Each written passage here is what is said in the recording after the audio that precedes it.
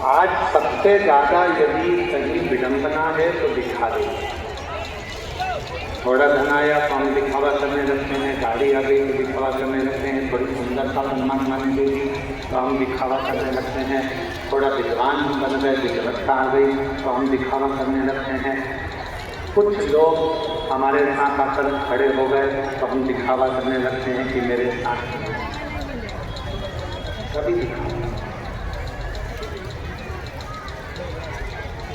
दिखावा करने वाला व्यक्ति कभी सफलता की सीढ़ी नहीं सकता, कभी। आप जितना बन सकता है भीतर से, जरूरी नहीं है कि आप किसी को दिखाओगे, मस्तक पर चंदन का तिलक लगाओगे तो शंकर के भक्त कहलाओगे, बड़ी बड़ी जटाएं बनाओगे तो भक्त कहलाओगे, घर छोड़ दोगे तो भक्त कहलाओगे, अपना परिवार छोड़ दोगे तो भक्त कहलाओगे। जरूरी ये नहीं है कि आप सब कुछ छोड़कर शिव के भक्त कहलाओगे। शिव का भक्त कहलाने के लिए केवल एक चीज चाहिए, अपने अंदर दूसरों के प्रति दया चाहिए, तो आप शिव के भक्त कहलाएंगे। अभी छत्तीसगढ़ की कथा में हमने कहा था कि एक होता है दाता और दूसरे नंबर पर होता है दया। सुनी थी आप लोगों ने कथा? जम के तो बोलो, सुनी थी?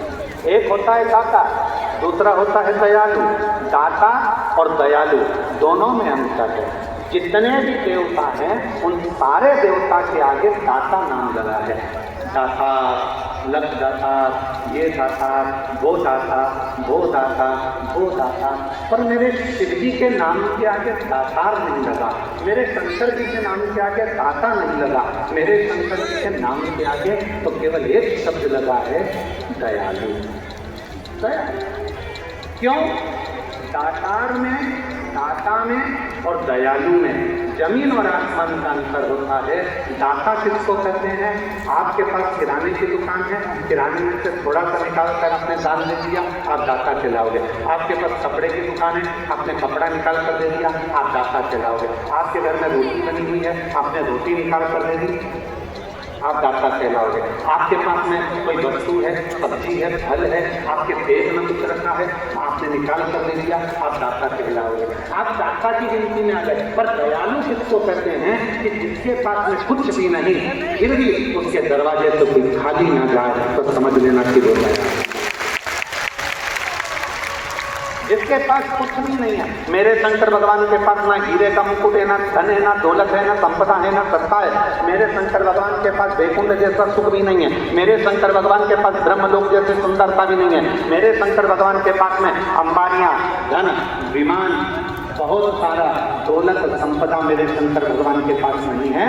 उनके घर में तो दरवाजा भी नहीं है। मेरे शंकर भगवान के यहाँ तो खिड़की भी नहीं है। मेरे शंकर भगवान के यहाँ कुछ भी नहीं है। उसके बाद भी रावण जैसा भी अगर मांगने के लिए आता है तो खाली नहीं जाता है, तो दयालु है। भस्मासुर जैसा आता है तो खाली नहीं जाता, दयालु है। अंधकासुर जैसा आता है तो खाली नहीं जाता, दयालु है। मार्कंडे बाबा जैसे आते हैं तो खाली नहीं जाते, दयालु है। शिव के पास कुछ भी नहीं है पर खाली नहीं है। आप देवघर में आए हो, देवघर की पवित्र धरा पर आए हो, बाबा दयालु के दरवाजे पर आप पहुँचे हो, मेरे दातार के दरवाजे पर आप पहुँचे हो, मेरे बाबा के दरवाजे पर आप पहुँचे हो, तो वैद्यनाथ की धरा पर यदि आप आए हो तो मेरा वैद्यनाथ बाबा दयालु है। और ये निश्चित है, उसके पास कुछ भी नहीं होगा तो भी तुम्हें खाली नहीं मिलेगा, कुछ न कुछ दे सकते।